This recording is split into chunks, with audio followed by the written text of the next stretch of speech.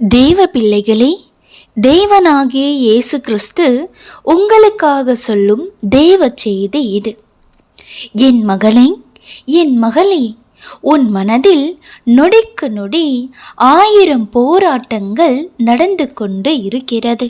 ஆனால் வெளியில் சொல்ல முடியாமல், யாரிடமும் பகிர முடியாமல் உனக்குள்ளேயே வைத்து கொண்டு புழுங்கிக் கொண்டு இருக்கிறாய்.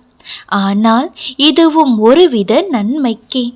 நீ பல பேரிடம் பல விஷயங்களை பகிரும் பொழுது பலவிதமான கோணங்களில் அந்த விஷயங்கள் பார்க்கப்படும்.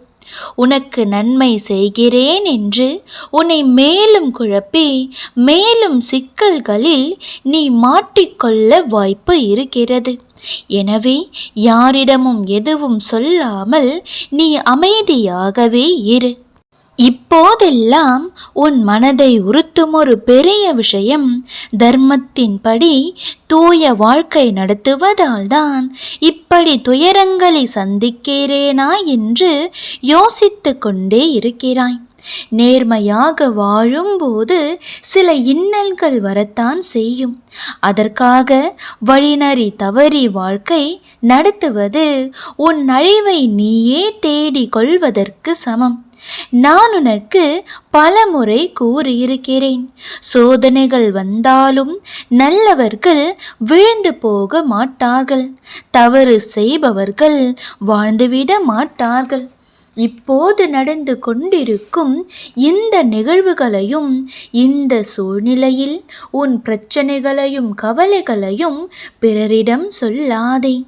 ஏனெனில் உன்னை சுற்றி இருக்கும் சில பேர் நல்லவர்கள் போல உன்னிடம் பேசி பழகினாலும் அவர்கள் உள் மனதில் நீ கஷ்டப்பட்டு கொண்டே இருக்க வேண்டும் என்ற ஒரு சிறு எண்ணம் இருக்கிறது. நீயும் சரியாக அவர்களிடமே சென்று உன் கவலைகளுக்கு ஆறுதல் தேடுகின்றாய். அப்பேற்பட்டவர்களோ உனக்கு முன்பாக உதடுகளில் வருத்தம் தெரிவித்து மனதளவில் நீ படும் துயரங்களை கண்டு மகிழ்கிறார்கள் செல்லமே. உன்னை மேலும் குழம்ப செய்து உன் பிரச்சனைகளை எவ்வாறு அதிகப்படுத்தலாம் என்று யோசித்து கொண்டும் இருக்கிறார்கள். உன்மேல் உண்மையான அன்பும் அக்கறையும் கொண்டவர்கள் யார் என்பதை புரிந்து கொள். அதே சமயம் உன்னை சுற்றி உள்ளவர்களில் யார் நல்லவர் என்று நினைத்து எல்லோரையும் சந்தேகப்படாதே. அன்பை புரிந்து கொள்ளும் நேரமும் சூழ்நிலையும் நிச்சயம் வரும். அப்பொழுது யார் நல்லவர், எந்த அன்பு உண்மையானது என்பது உனக்கு தானாக விளங்கும். அதை உனக்கு விளக்குவதற்காக இத்தனை நிகழ்வுகளும் நான் நடத்தி கொண்டு இருக்கிறேன். ஆனால் எதற்காகவும் விரக்தி அடையாதே. பயம் இன்றி உன் இலக்குகளை நோக்கி போய்கொண்டே இரு. யாரையும் இகழ்ந்து பேசாதே, எவரையும் துச்சமாக கருதாதே. இப்பொழுது உன்னுடைய நிலை எனக்கு தெரியும். நீ அத்தனை நம்பிக்கையானவராக அவர்களுக்கு இருந்தும் உன்னை காயப்படுத்தி விட்டார்கள். வருந்தாதே, எல்லாவற்றையும் மறந்துவிடு. அவர்களுக்கு உண்டான தீவினை அவர்களை போய் சேரும். சரியான கால நேரம் வரும்பொழுது எல்லாம் சரியாகிவிடும். அந்த நாள் வெகு தூரத்தில் இல்லை.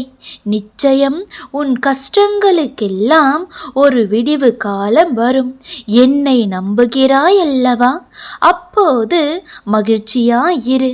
மற்றதை நான் பார்த்து கொள்கிறேன். தேவ வசனம் நமக்கு அருளப்பட்ட பரிசுத்த ஆவியினாலே தேவ அன்பு நம்முடைய இருதயங்களில் ஊற்றப்பட்டு இருக்கிறபடியால் அந்த நம்பிக்கை நம்மை வெட்கப்படுத்தாது. ரோமர் 5 அதிகாரம் 5 வசனம். ஆமேன்.